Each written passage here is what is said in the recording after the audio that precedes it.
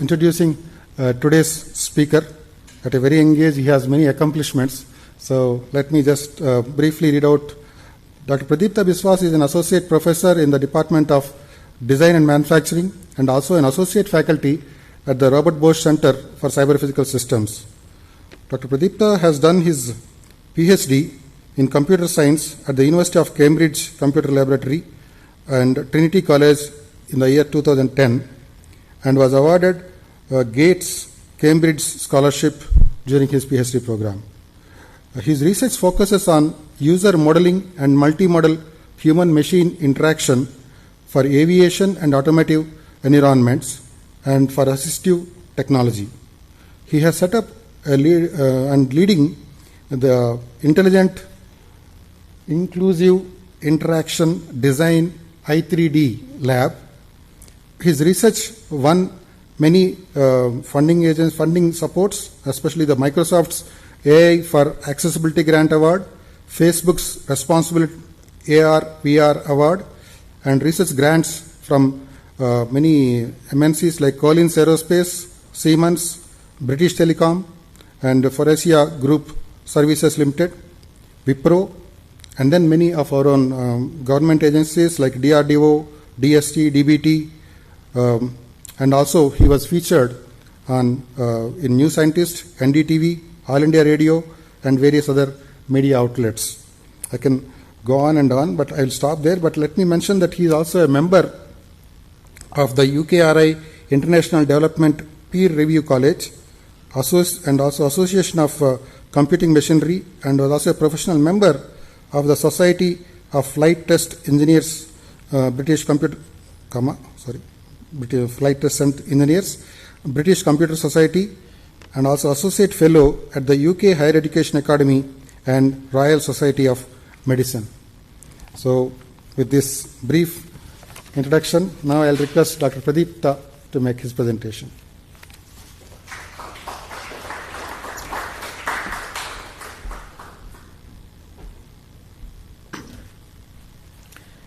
Good afternoon, and it's a pleasure and privilege to make a presentation. And first, thanks the audience. Thank you.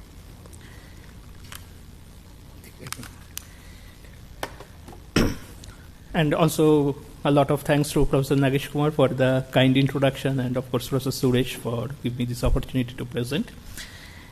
So in today's talk, there is now a lot of buzz around both in industry and also in research, in standardization agencies, about all this augmented, virtual, mixed reality. So if some of you may note that yesterday IIT Madras, they set up a IOE Center on Extended Reality. They released a white paper yesterday also. So this is something many are considering as the technology for the future, but only thing it's many times it's unsure that what is the best application or how it should be integrated with the mainstream activities that is going on. And as we go along, you'll see that it's both development and applications cut across disciplines, not only in, say, mechanical science, computer science, or electronics engineering, but it kind of ensemble all of them together.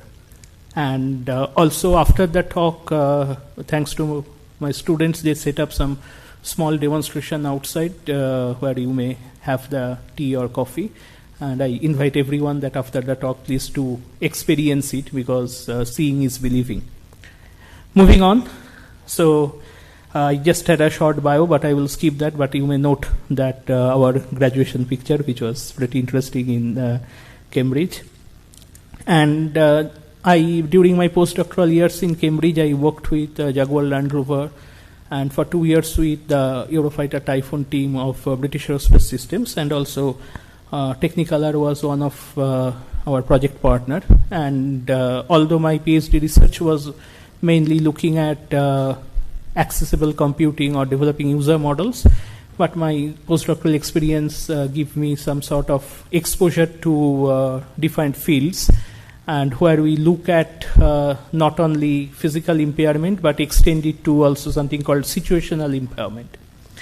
And I joined IISc in 2016, 1st April, and we are so far, I should say, moderately successful in terms of funding, and I am pretty pleased with my PhD students. So far, 7 PhD students and 1 MTech research student graduated from my lab, and pretty proud of them because they are doing well in the other universities or in prestigious companies, so on.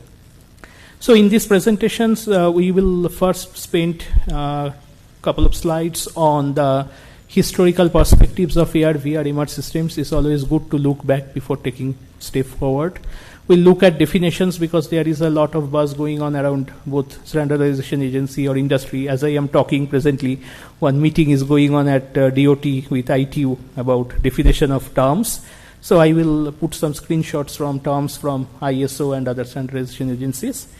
And then in this rest part of the talk, what you may note that we will talk more in a, I should say, horizontally, which means that I will show a plethora of applications to maybe convince you or to show you that the plethora of applications where we can use concepts of AR, VR, immersive systems with some key technical contributions from our lab. And then I will also, in the last part of the talk, we will talk about a few user studies where exactly we compared these 3 types of AR, VR, or immersive systems, or the continuum of extended reality. Looking back at the history, so here you can see 3 pictures. The first picture, Sensorama simulator. So you may not read, but in the top left there is a small date written, August 28, 1962. So that's when the patent was granted. And the person, this Mr. Heiko, I'm not sure about the correct pronunciation, but he was a filmmaker. And he developed a system for 3D filmmaking. And this system gives you a feeling of biking through the New York road. And you will get 3D vision, sound, gust of wind, vibration, all this feeling together. And he dreamed that this will be a platform for making 3D movies. So now, even if you go to Orion Mall, recently we saw this 4D experience, so that becomes pretty commonplace now. But in 1962, that was a pioneering concept, and it was so pioneering that it was not commercially successful. The second picture is called Sword of Damocles. So here we can go look back a little bit of mythology, that this king of Crete, he was very powerful, and among his many disciples, Damocles was a bit envy about the king. And one day the king let him become king for a day, but when he sit on the throne, he hanged one sword over his head with a single string of horse's tail, giving a feeling that what is the weight of power. Resemblance here is that this is the first head-mounted display system developed by Ivan Sutherland. Ivan Sutherland was a PhD student of Claude Shannon, and his PhD thesis was also very important, which is recently preserved by Cambridge Computer Laboratory, my alma mater. It was on sketch pen, and here he developed first head-mounted display system, but in 1970s hardware was so heavy that it has to be hung from the ceiling. And the third one is probably when the first time the word augmented reality was uttered. So it's a picture from the Boeing systems, and they developed or they were trying to develop a system where you can see through the inner skin of an aircraft for maintenance of the electrical wiring behind, which is still an ongoing problem with many aircraft manufacturing or defense agencies. So what you may note that the virtual reality system where people are trying to making 3D system, that came earlier, while an augmented reality system where you have to recognize physical objects through computer vision, that rather came almost 30 years later. So here is the continuum of displays, and on the left hand side you can see is augmented reality, that which combines real and virtual world, and that's why in developing augmented reality system it's very important to recognize the real world. There we go to the computer vision and usual routes of how efficient we can detect objects, understanding all the 6 DOF of systems, tracking the objects, etc. And it has to be interactive in real time. And of course, all 6 DOFs are important. That's why registered in 3D. While in case of virtual reality, we talk about 3 I's: immersive, interactive, and imaginative. All 3 I's are equally important. So here we try to develop system or display system where we can give the feeling of an immersive experience. So on the left side, we look more at the computer vision. Right side, we look more at the computer graphics side. And in between, there is something in textbook term, they call it augmented virtuality, but in sometimes we also term it mixed reality. And if we look at the definitions, this ISO standard definition, this mixed reality systems, where we try to combine both, that we detect real-time objects, but then we do the augmentation in 3D. So in standard augmented reality, as you will see some examples very soon, that the augmentation can happen in a 2D plane, while in case of mixed augmented reality or mixed reality, the augmentation will also, by that you can perceive depth. And when you will see the demo outside, you will see that the difference among that. So this is the standard which we took definition from, but recently this ITU focus group on metaverse, they are also working on defining terms, and they did a very nice analysis of definitions and published that as a report, which is pretty good. So next we will move on to some examples. So this is a optical see-through display we developed through a project with Forestia. And here I will just play sound a bit.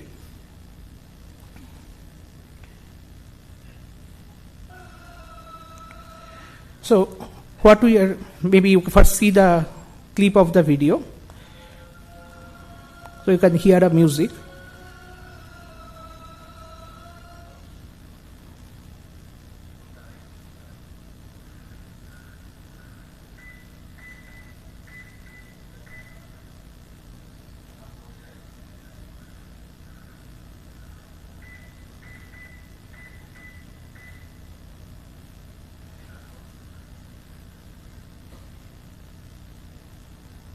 So here our aim of the research was reducing the eyes of duration for drivers. That means when you are driving, ideally you should not look away.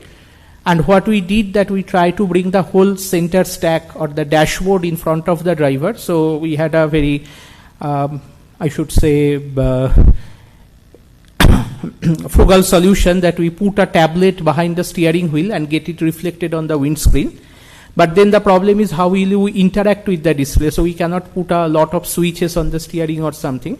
That will take more time. So we integrated an eye gaze tracker, and using this eye tracker, you can look at any of the display elements, and that got activated by a switch press. So wouldn't be any accidental switching, because only eye gaze will not select the display. You have to look that. On the right hand side, you can see the diagram, that where we use some artificial neural network to do the mapping between the eye tracker reported coordinates and the actual coordinates on the windscreen. And later on, this demo used a commercial eye tracker, but later we developed our own webcam based eye tracker, which we will see in the next slide.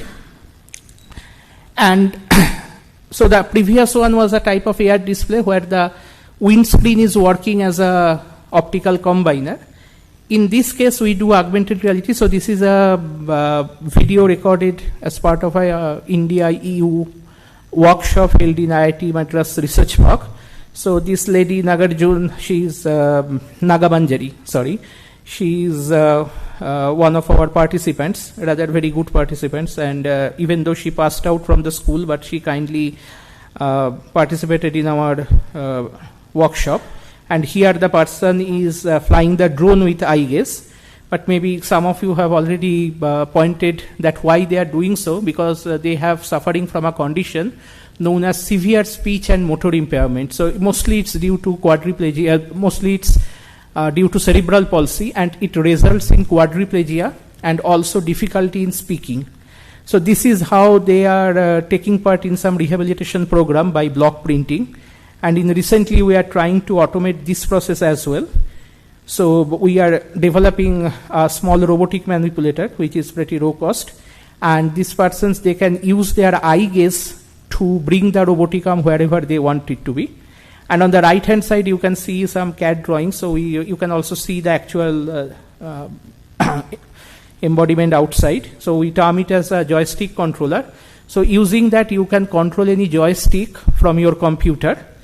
And we also, one of my PhD students now, he is in Raghavendra Murthy in Mercedes-Benz. He developed what he called a appearance-based eye gaze tracker, where you can use a webcam as an eye gaze tracker, and he achieved state-of-the-art performance and presented the work in a CVPR workshop, where the persons can use a webcam to control a cyber-physical agent. And here they are doing so. Anujit is recently working on that. He will also present this in the MS Divisional Symposium on weekend. So they are using it for also this block printing activity, controlling it with eye gaze. And here we developed it as a video see-through interface, because we were looking at the reality, not in the previous case through a windshield, like optical media, but through the computer monitor. And many times this type of system development is much easier, because you can use your tablet or laptop as a video combiner. And from augmented reality, now if we move towards the virtual reality, so this is our flight simulator. So you will see something similar outside also. So here we mostly worked on developing a system for cognitive load estimation of pilots, and we particularly undertook research on developing a tracking task, because we collected data from our test pilots, who we are kind of termed as our top guns, and it's very difficult to create any cognitive load into them in any simulation, because most of them are frontline, say, Su-30 or Mirage fighters. So we developed a task which is kind of making them doing some very drastic stick movement, and we developed we termed that is fight with AI, that there is a tracking task, but the target is reading the maneuver of the pilot with some realistic radar noise and also latency, communication latency. But then it's try to learn one agent which is trying to predict the pilot's maneuver and trying always to stay, say, at offset from him or her. And as part of the strategy, we also explored use of eye tracking in the AMCA simulator, and we also developed or jointly applied for patent with ADA for a eye tracking helmet. You can see outside. And I will go more detail about this at the final slide or penultimate slide of the presentation. So this is another example of this virtual reality. So I am working with one of the astronaut designate Group Captain Ajit Krishnan, and he is working on the right side. You can see two types of views of the orientation of view from the spacecraft. And initially he is investigating that there are two ways you can look through the spacecraft. One is something called bottom view, with the Russians are used, that it's like a periscope and it's looks below. Another is a front view, like a fighter aircraft, which the Americans use. And the task here is to deorbit a spacecraft. Say they are circling around the Earth and suddenly there is an emergency. Now an automated system apparently will take more than 20 minutes to start the deorbiting maneuver, because it requires the spacecraft to be aligned with Earth's motion. But using manual control, they can do it far more quickly. And apparently so far no spacecraft went into sky with humans which does not have manual control. So he is exploring this with virtual reality. We also used one gloves developed in my alma mater for simulating motor impairment, but we are using it for simulating space shoot movement. It's reducing the range of motion of your finger joints. And we are undertaking this study. It's not, the first part of the study completed, but we are undertaking more studies. So you can again experience that outside. So then from virtual reality, we can take one step forward, that if we can put real-time information inside a virtual reality system. So this project we started during COVID time, around 2019 with British Telecom. So like many companies, British Telecom has a lot of real estates throughout the world, and they were interested on getting the energy efficiency through measuring occupancy of persons. Now the problem is, due to Western rules, that they cannot put CCTV everywhere, because that is privacy breaking. So we come up with an interesting solution, that where we will put cameras but not transmit the video. Rather, we will do edge processing, detect the posture and position of the person, during COVID time, if they break social distance, we will show this bubble. So from a remote location, you can see only the left-hand side view. Right-hand side view is only shown for reference in our lab. And the architecture of the system will be something like that we will have, say, wireless IoT units, that it's not only person detection, that also environment monitoring units, which will feed data to a local CPU, which will do all video processing. And only the processed data will send to a workstation with high-end GPU, which can be in a remote location, say maybe in Industrial Park, and the other system is located in Bangalore. And you can get a real-time room occupancy, or you can take a virtual walkthrough to the building space by donning the headset. So the whole system was actually implemented in the HSL layout office of British Telecom. And here you can see one picture that we can get from British Telecom. And this green rectangle you have to excuse, because due to privacy reason they put the rectangle themselves. So we used 6 cameras and implemented the system there. It was there for 6 months, and now they are planning to implement it in their Aerospace Park office. So the project is still continuing. And as the result of the execution of it, we are also generating this heat map to show that in the office what are the positions which is more occupied by the persons. And once we have such a virtual reality digital twin, the same content we can deploy on a mobile phone. And what we can do is developing a real-time navigation system. So the same content you can deploy as a VR as well as on a AR. In the AR, here you can see this arrow is showing that it's guiding you towards the your target or the designated meeting point. So like that AR, VR or MR, it's not only depends on the content, and same content you can render in different platforms. So moving on, the original reason of the whole project was to do energy efficiency. So in the previous case, we identify the position, posture of person, but what about energy? Now, of course, we can put energy meter to get accurate energy measurement, but that is not scalable in the sense that putting energy meter everywhere. And as part of the project, we are already installing cameras, so we got permission for that. So what we did that these are very simple monocular webcam, just a standard legacy webcams. We used the same thing for doing an energy estimation. So here you can see that it is now 40 kilowatt, and we trained the standard YOLO model to do this bounding box, whether there is fan, lights, etc. And then we developed some bespoke computer vision program by which we can estimate or we can measure the state of the device.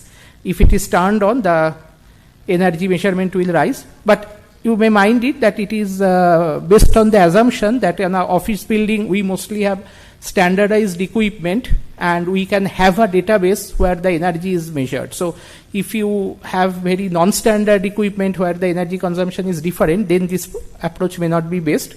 But in an office space or a built environment where the energy consumption units are more or less standardized, you can use that. And the right side, you can see also the accuracy.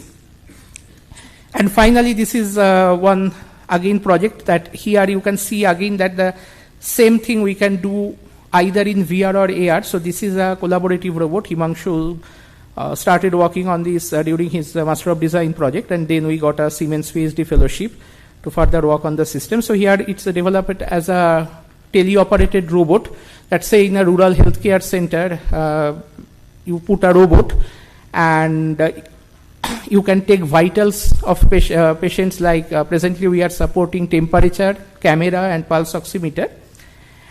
And you can set it up either within visual range, like on the right side, but you can maintain a social distance with the patient, or you can put it remotely or beyond visual range, that where the doctor will don a VR headset from remote location and the patient can sit in front of the robotic agent. And presently we are trying to see that if we can also hollow put the doctor in front of the patient. So that is some research going on orthostereoscopic display development, which is still ongoing. So from VR virtual reality, now we will move to mixed reality. So here you can see that you can see a set of white objects. These are all 3D printed part of a pneumatic cylinder. And here the task was to assemble them together. And Subin worked on this as part of his PhD research, this use case that where he is drawing holograms after detecting the position and type of each component, and he is then changing the color of these individual components and guiding the user through the process how to assemble that.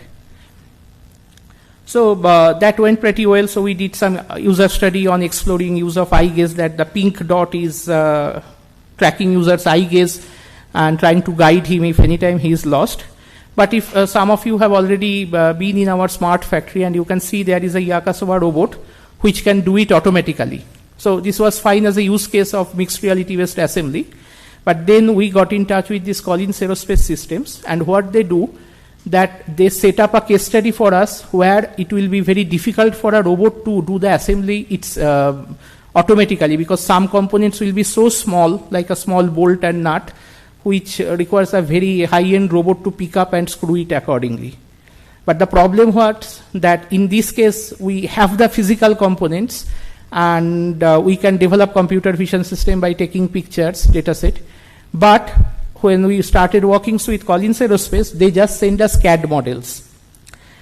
So in this case, you can see the process is very same. And again, this thing you can try outside. We set up the demo there. That in bottom you can see the output from the computer vision module, and Anujit here is mimicking the assembly process. But then it becomes very difficult that how do we develop the computer vision algorithms, because of course the traditional computer vision models no one now use. Everyone use deep learning model, but for deep learning model we need data. So where we will get data? So there we do something interesting, that we explored use of synthetic data. But again, to do synthetic data, of course, if I say synthetic data, everyone will think about GAN, generative adversarial network, or diffusion models. But when we look at that, they also need a minimum number of image to start the gaming process, like this parallel GAN. So first we use 3D print the model and use very low tech, 3D print all component, take pictures. But then we also use the VR here as a data generation platform. So we use Unity and use it to create virtual data. And not only we stopped at that we also compared the performance of different computer vision system.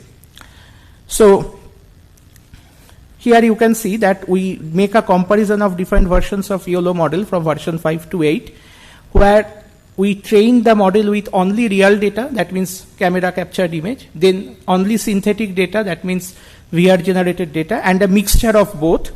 And we got highest accuracy with the mixed data. And once we have the real image and VR generated image, then we can go to GAN, or image translations model. And so far we compared 3 types of GAN models: Cycle GAN, Grid++, and Unity.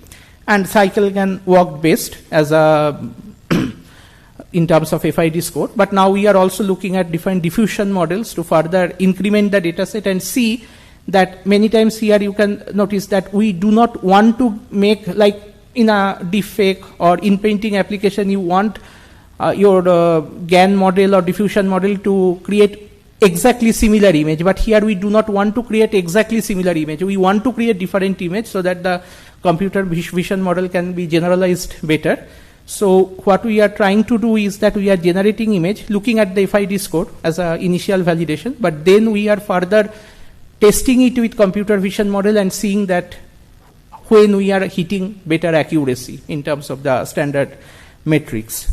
But it's taking a bit long time, and also the present weather is not very friendly to running GPUs for long time. The temperature is too high, but that is something we are still working on. But in between, we looked at another look at when we are looking at this assembly, which Subin is working on his PhD, that in first case we do a complete manual assembly with big components, then we do manual assembly with small components. But what if that manual assembly is not possible, say a radioactive area or high temperature area? So here we explored use of a robotic arm. We started with small scale robotic arm, and we particularly developed some components which needs like fitting, where they have very less visual difference. That means only using a computer vision it will be very difficult to do them. and we make it like that, and that's why the human involvement will be there. So the human will operate a robot from remote location, but then the problem is that when you are doing it by hand, that you can screw it and feel it, press it, and you can feel that it's go inside. How we can generate those feelings? So that's why we took help from this haptic device, and we programmed it such a way that when it is properly filled, which we can get from the z-axis movement of the robot, you will get a haptic vibration. So the haptics will guide you that how to put it, whether it is properly fixed, and also it will guide using some artificial potential field the movement process. And finally, when we are talking at robot, so this is a similar example using the haptic device for a welding application, where we can define a welding path remotely, and the robot can synchronously move, and the person who is holding the haptic device, he can feel the curvature of the surface using the haptic device. So presently the system requires the CAD model of the device, but now we are also working on soft robotic sensor, where we can also find the curvature using soft robotic sensor in real time and do similar process. So you can see that top right corner, that as the person is moving the haptic device, the robot is also moving synchronously. And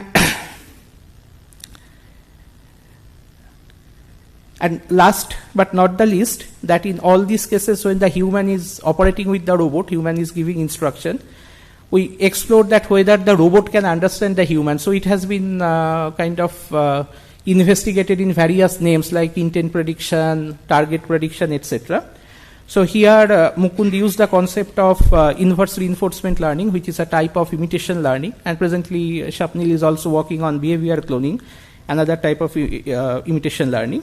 Basically what it does, that it requires the requirement of the training data, like in earlier computer vision system also, that it was basically supervised training, but we need data, so we worked on generating synthetic data various way. But in imitation learning, we rather tweak the learning algorithm where the system can learn the hand movement with less data. So in this case, you can see that first he worked with a virtual reality system and pressing buttons before you actually reaching there, the hand trajectory got predicted. And now what is happening, that he is giving the robot something, and the robot is putting it its correct location based on prior training when he himself did that. And in this particular example, which will be presented in ICRA in next week, so he get almost 99% accuracy by training the robot with as low as only 50 trajectories, which is a quite good achievement if you look about the requirement of data source. And presently they are further extending the system in an actual warehouse situation, where you can see holograms of a warehouse, and it will be mixture of real and virtual world, where you can do simulate machining process. The robot will work as a collaborative robot with you and will understand that what you want to do with a particular object. So, intermediate summary, that we looked at combining IoT and computer vision technology with XR technology, and we compared different ranges of XR and different combinations of interaction technology with XR.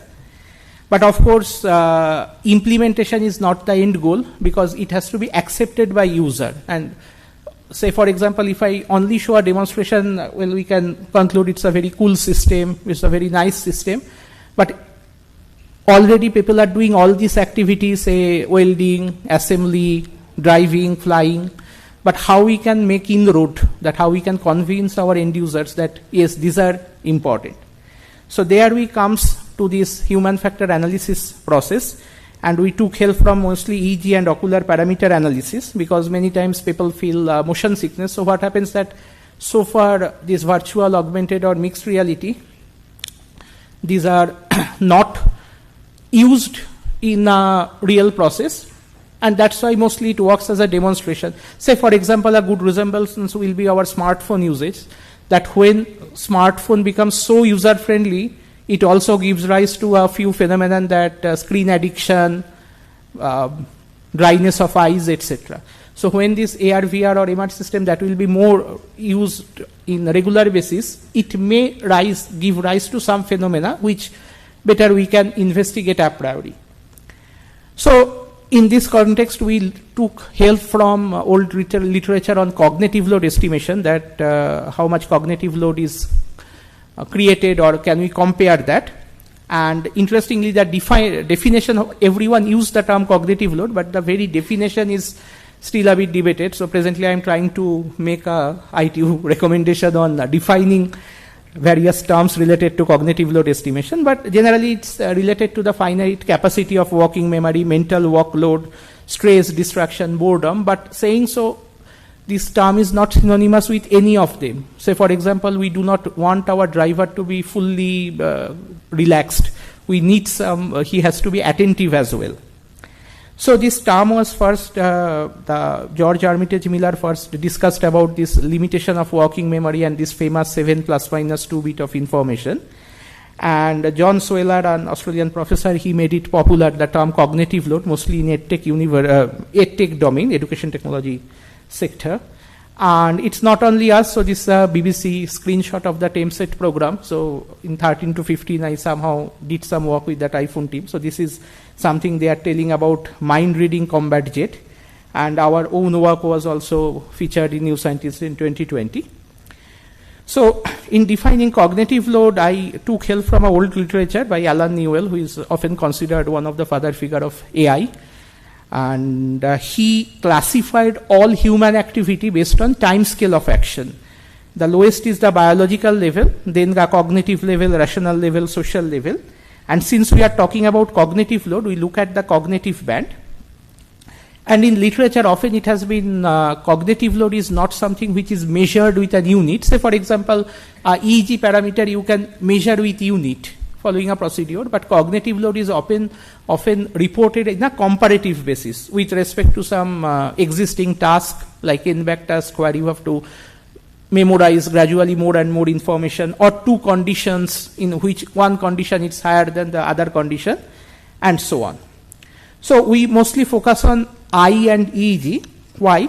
So these are two interesting books. The first book is by Charles Darwin, and we know him for this evolution, but he also reported, maybe the first one, that the change in our eyes with respect to our mental state, and published this book on the expression of the emotions in man and animals. And the right side book, I have a copy of that, Telltale Eye, funny name. So here the researchers compared our pupil dilation when people are being shown various images, provocative, non-provocative, many difficult image, relaxing image, and so on. And this is a picture of a very first generation of eye gaze tracker. And in terms of EEG, we did this frequency-based analysis, and EEG waves can be analyzed in two ways. Say, for example, when you are going to a doctor, they will measure the EEG signal, and if they look at a certain pattern in the time domain signal, they can immediately tell you that this guy needs medical attention. So long time ago, I attended a talk by Dr. Devi Shetty, who mentioned that it may be very worthy to develop an app which can train people to detect difficult pattern in ECG or EEG signal. While when we do frequency domain transform, then the result is not that obvious, and it's more correlation basis. That means you can see the defined frequency band, and in our colleagues at Center for Neuroscience, they do very detailed research on each of this band. So what we did, that in terms of the cognitive load analysis, we took help from one of the AIMS medical student, now he's a doctor, Dr. Omkar Shah, and we look at literature and we defined a term called task load index, which is a ratio of this mean frontal midline theta energy divided by the mean parietal alpha energy. And I also marked the electrode for a 32 electrode EEG pattern. So we used Hanning window, 1 second Hanning window for time to frequency domain transform, and measured this unit. For what? For we defined or we developed this setup for compare across this AR, VR, MR, this continuum of extended reality technology. On the left hand side, you can see a video see-through display, and the person is clicking buttons. In the middle, he is donning a HoloLens and clicking buttons. And on the third case, he is using a HTC Pro I, which has inbuilt eye tracker, and doing the similar task. So with this setup, and in all cases, they use this emotive EEG headset. And also, you can see some bands in their hand. Those are the motion capture system band. So we measured their hand movement, EEG parameters, and eye gaze parameters. So a very initial study by Somnath, he already graduated and in Siemens. He compared sensor dashboard. As our department, we are working on the smart factory. And he compared some conditions of a 2D graph in 2D screen, 3D graph in 2D screen, and 3D graph in 3D display. And mostly he compared many parameters. It's not a good justice to him to kind of combine his PhD in a single slide. But main takeaway point was he reported a speed accuracy trade-off. That means in a 2D screen, people are responding quickly, but in 3D screen, people are responding more accurately when we are rendering 3D content. Maybe that is not very surprising. Next, we undertook a task. It's popularly known as Fitzlaw task because that has a very big, long history. It's a standard pointing task, which is now the 2D form is standardized in the ISO 9241 ergonomic standard. We implemented a 3D version of it. So here you can see that how they are doing. Of course, for the augmented reality display, we used only a projection of 3D because in AR is 2D, but in mixed and VR, it is 3D. And we compared this EEG-based task load index and average circuit velocity. So we compared all parameters. Only I'm displaying that where we find a statistically significant difference. And once we undertook these studies with very simplistic setup that only looking at sensor dashboard and pressing a button somewhere, we undertook more complex analysis. So in this case, this is part of Anantram's MTech project. So he's a engineer in Faurecia. So he implemented this VR-based welding. So here he mostly did spot welding. And one interesting thing he did that he actually integrated this whole setup with an actual welding bot that you can see on the TV here. And we implemented the same welding task in VR as well as in mixed reality. And that gives us a common ground of compare between this virtual and mixed reality applications. So here he defined the VR welding spot rather, but in the actual trial he did define a similar path like here. So here the welding path is drawn. This is a hologram, this white one. So he is defining the welding path with finger, and then the robot will exactly follow the same path like the previous video you just saw. So once we have a common task, we can compare between VR and MR, and we can compare all these basic parameters which are used to measure cognitive load. And similarly, here we compared between VR and MR, and then we compared between AR and MR. So in I think September 2021 or something similar to that there was a press release from Volkswagen and Microsoft that Volkswagen is exploring use of Microsoft HoloLens for developing advanced driving assistance system. So here we develop a setup that where it will be the the mobile bot here, it will follow the lanes automatically using computer vision, but it is not aware of anything else on the road, so that we can draw using holograms. And there we can measure something called takeover request. So as you may know that semi-autonomous vehicles, they have 6 scale. Level 1 is or level 0, I don't know, maybe level 1 is complete manual control, level 6 is complete autonomous, and most product is now working at 2, 3, 4, where the human will be there and the human has to take over, and that's why human takeover request is important. So here we implemented this ADAS using a standard tablet and using HoloLens, and compare this human takeover request for same task but using 2 different rendering technology. And finally, we also proposed this VR cognitive load dashboard. Again, revisiting this our flight simulator example, that where we developed a cognitive load dashboard using VR. So earlier we have the task defined in VR, but here we also developed a cognitive load measurement or estimation dashboard in VR. So this is the previous work here, that this is our flight simulator, and here again you can see the same content I can render on a TV, which is 2D, or in a VR. So Sanjana is flying in VR, I am flying just looking at the TV, and we can do exactly same task. And then we also we only stay in virtual world. So these are actual data collection in a Hawk trainer aircraft. We also collected from Jaguar. And here what happens that the pilot flew with the aircraft at 15,000 feet, and then they undertook ground dive maneuvers. They called ground attack maneuvers or ground dive maneuvers, because in a 1994 paper by Wilson, they reported that they collected data from 10 US test pilots, US Air Force test pilots, that the ground diving activity is the most strenuous one for pilots. And we saw some strong correlation between fixation rate and rate of descent of aircraft. And also they did some variable loop maneuvers where we collected data at plus 6G, because the IAM centrifuge was very difficult to use. And finally, this is the cognitive load dashboard, what you can see. I'm just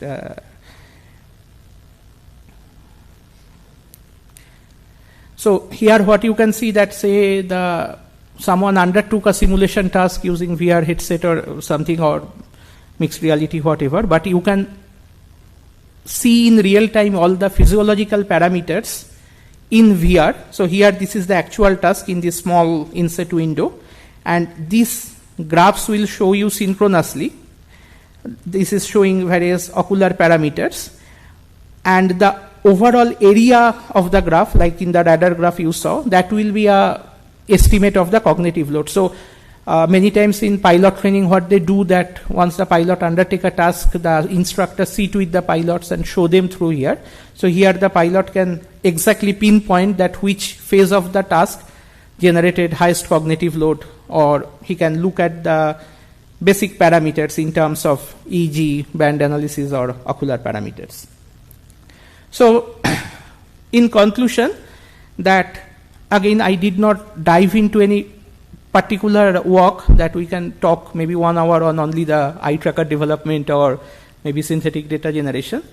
But what I try to keep an impression that all this AR, MR, VR, they have a lots of scope and applications, but the user acceptance is all very important, because if it is not accepted by user, everyone is very happy in their everyday work.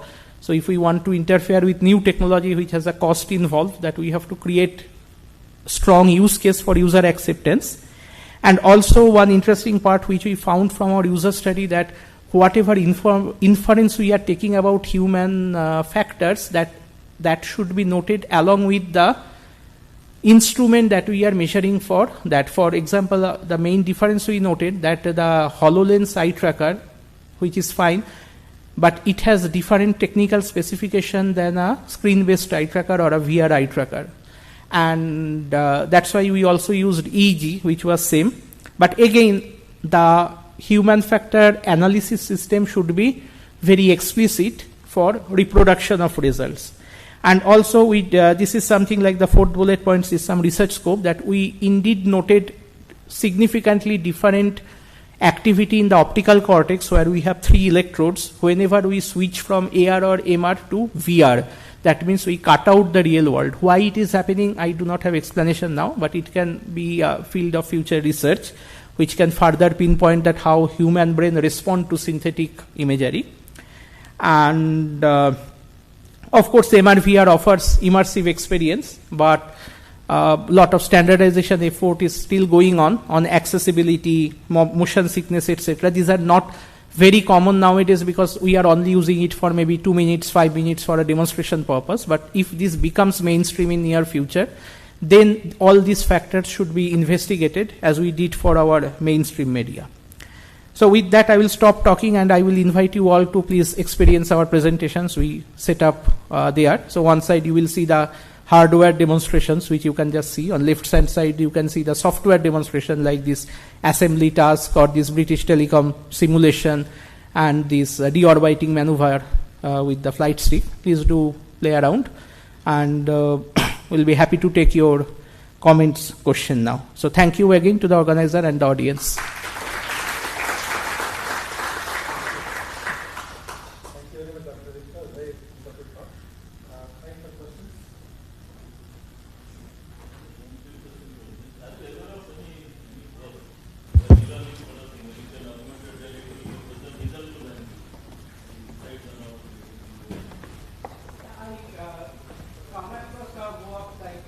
original display of event